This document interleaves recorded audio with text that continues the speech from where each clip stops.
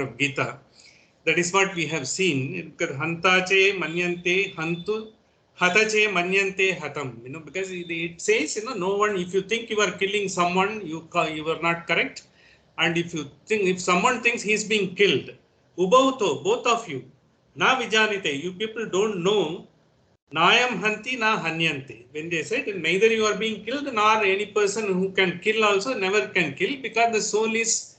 It is always there. It doesn't have a birth.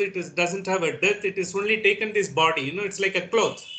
So when you are wearing a cloth, you don't continue with the same cloth. When you get bored, in fact, when it gets soiled, you put it into a washing machine, then you take the another cloth. The body is also like that.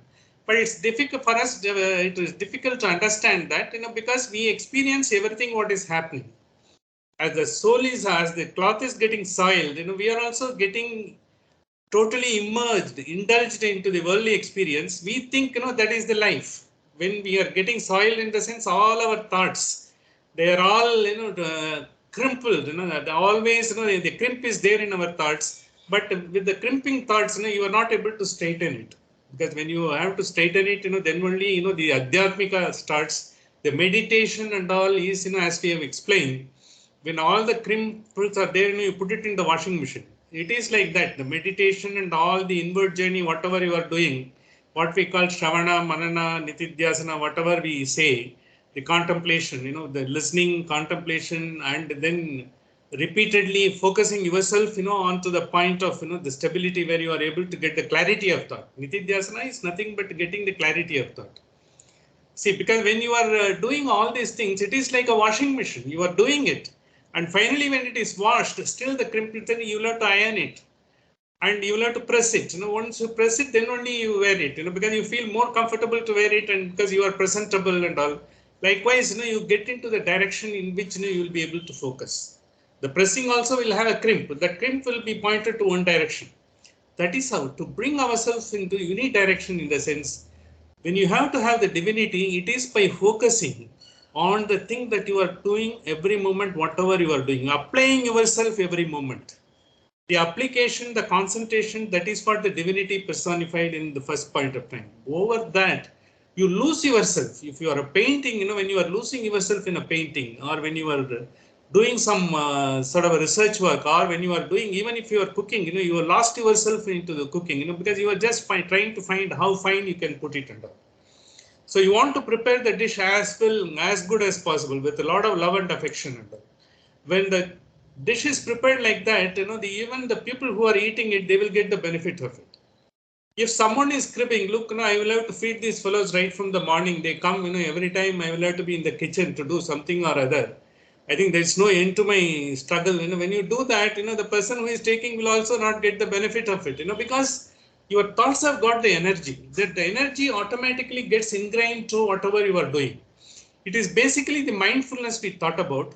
And the most important concept of what we talked about last week is the important thing, that we can't forget. Though it is said you can't be killed, or neither you can kill nor you can be killed, in the sense, you are not the doer. That's what we pointed out. You are not the doer in the sense, look, because I have got the thoughts, I have got the mind, and I have got the intellect, I have developed, the knowledge base to discriminate and to do whatever profession you are in. If you are a doctor and you have got the knowledge, and if you are a lawyer, you have got the knowledge, you are exercising the knowledge, trying to do as best as possible. But then, when you have got focus on different things. So if you are focusing only on a profession and trying to give your best, automatically, you will become someone. But then, you see other persons, he is doing a criminal law, he has earned a lot, he has got this. Then, you are not able to give the focus. You are not able to give your strength, what is there, and you are not able to exercise it. You are not able to fully do that. So that, you get into the ways of the world, by seeing the others, judgmental, and being sensitive to what you have to get in this world. Then slowly it gets dissipated. Your energy gets dissipated. That's why you will find a lot of lawyers, they have got their name and fame only when they are 40 plus. Because they have worked day and night. There is a very famous poem we used to do, because when everything has slept overnight, the great people have worked day and night. Finally, they have not got by a sudden flight. It is by their constant work they have got at night. Likewise, that concentration and giving the best in whatever you are doing, irrespective of the fact, whatever profession you could get by virtue of your the knowledge, education, or how your parents have put you in, how you yourself have developed, you will have to focus on that.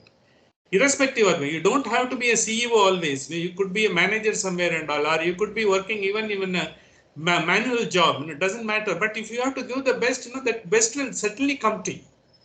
But that we don't have the patience. We always see others. This happens to them. But I can't be working like a bullock. Because I will have to get as others have also got. These things take away our strengths and our energy get dissipated. That what it happens finally, we are not able to give the best.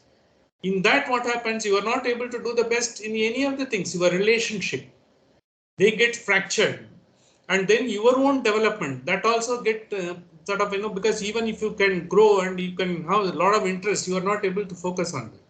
Very often we say I have got a lot of interest during the professional time. When you have to be in the service, you are not able to focus on. Only after retirement I'm able to do, and all. We give that an excuse. It's not necessary. A lot of people, even when they are in a service or a profession, they continue to exercise their own passions they have pursued.